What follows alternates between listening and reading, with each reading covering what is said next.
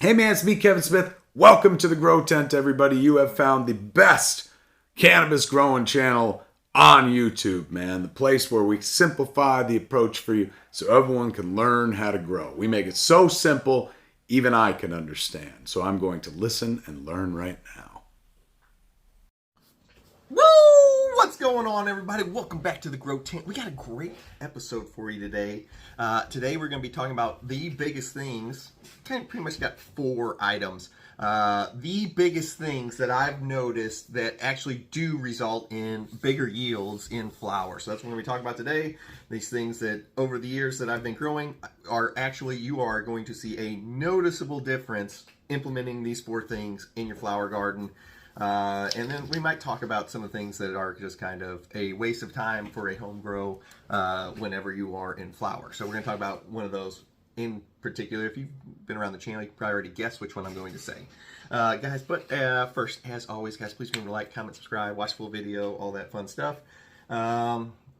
Let's see, what else we got? Guys, we have the winner of the grow contest. We're going to announce on next week's video, so make sure you tune in for that. Also, guys, I cannot emphasize enough how good of a time it would be right now, this week, to join the membership page over at WTTGT.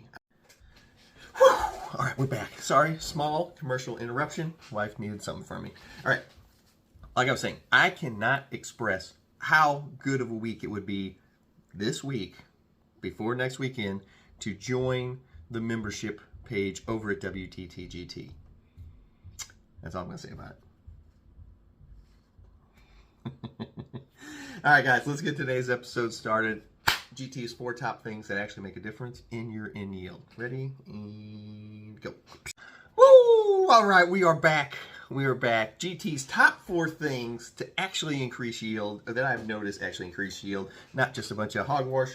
Now, this is for the home grower. I mean, of course, most of these things will generally help in the any kind of commercial space also, but it's for a home grower, because there's some things that work for commercial grow that don't necessarily translate over to working very well for a home grower. The main thing being PK boosters. So not really worth the risk for a home grower. You guys have been around long enough, you already knew I was going to say that. All right, so the biggest thing that you're going to find, besides, this is for plants that are healthy. Mind you, if you have 6 shitty plants, you don't need to do any of these things. You need to worry about getting better at the basics, which is water, light, food, when to do them, when to turn them up, when's too much, when's not enough. Those are your 3 basics. That's like the foundation of your house. This is more of a video for if you've got that stuff down. You're like, yeah, I've got my plants look great. I'm getting good yields out of my tent. This is the the video for you. But if you're not there yet, you can still listen to this anyway. The biggest one is CO2.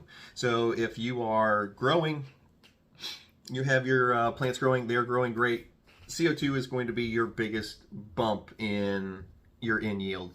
So you've gotten great, fantastic yields out of your tent. You want to take it up. Adding CO2 to your grow can increase your yields by around 15 to 20%. One thing you will have to accommodate for is your air conditioning, or you're keeping your tents cool, because you don't want your CO2 all exhausting out of your tent. So you got to watch your temperatures.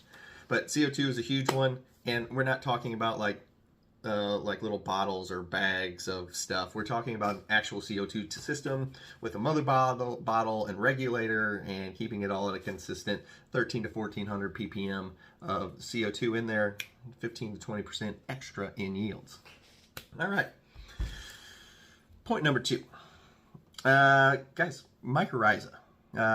We have done video series on this channel where we did a grows without mycorrhiza and with mycorrhiza. Same plant from the clone, from a mother plant. So the same clones taken, putting in 2 side-by-side 2x4s, same lights, same grow care, same training, same everything. And there was about a 15% yield increase in bud size, structure, and quality was about the same, but just the amount of it was actually around a 15% increase by using mycorrhiza versus the plant we used no mycorrhiza for. Now, the soil that we used, Happy Frog and Ocean Forest, still does have mycorrhiza in it, but just not as much, and we never re-amended it with more mycorrhiza. So The mycorrhiza plant actually did put out, I think it was like 13% is whenever we weighed it, 13% more yield using mycorrhiza. I know mycorrhiza is expensive, but it's actually one of those things where you can see a direct cause and effect when you add it to your plant. Guys, having the correct light for your tent, once again, if you are making sick plants, it doesn't matter what light you have, if they're sick, they're not going to put off the yield that they need. But the thing I do see a lot is people don't have the correct size light footprint for their tent, so they have a smaller light that, even if it's strong, it's not the correct footprint. Like you've got a light that's made for a 2x4 and a 4x4.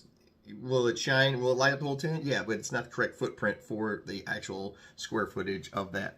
So having the correct size light and strength for the tent, you got 5x5, you run a 1,000-watt light, versus you got a 5x5 and you're running a 400-watt light. The 1,000-watt light will grow more yield. So it's not like it's anything crazy there. It's just sometimes if your equipment doesn't match your growing space, while you can still get yield out of it, it's not the correct, and will actually increase your yield having the correct equipment for that thing. Happens more often than you think. A lot of times people just buy the new fancy light that they see and they don't realize it's not the correct footprint for the style of the tent that they have. Like, instead of buying the spaced out light, they got the one single bar and they put it in a big tent. All right, and the last thing where I've actually seen a noticeable difference, and it does help with a lot with just your generalized, is scrogging. So scrogging, spreading the plant out, scrogging the plant further out instead of letting it grow vertically. You can still get really good grows vertically without a scrog. We've done it on the channel before, but I've noticed that, at some points it's like a 25% increase in yield just by scrogging out in flower. I know, I hear you. It's a pain in the ass. You can't move the plants around. You can't walk around in the tent. I get it. There's a lot of downsides to scrogging, but the upside is, 25%. So, if you weren't doing any of these things and then you started adding mycorrhiza, CO2, and scrogging, you're around a 50% jump in the amount of bud that you would be pulling out of your tents if you were just letting them grow in there, getting tall, and a lot of times you're gonna have stuff falling over. But the biggest loser in all this is definitely PK boosters for a home grower. Don't cut my head off. With PK boosters, your upside is you're looking at around a 5%. You gotta remember, your bloom nutrients is the exact same thing as your PK booster. PK booster is just way more concentrated. It's the same stuff. It's just phosphorus and potassium is all PK, phosphorus, potassium. It's just a booster. It's just a stronger version of it. If you're feeding the plant correctly, you have no need of this. And the only time you're actually going to be bringing it in is you're overcharging your light. God, I don't even want to talk about this.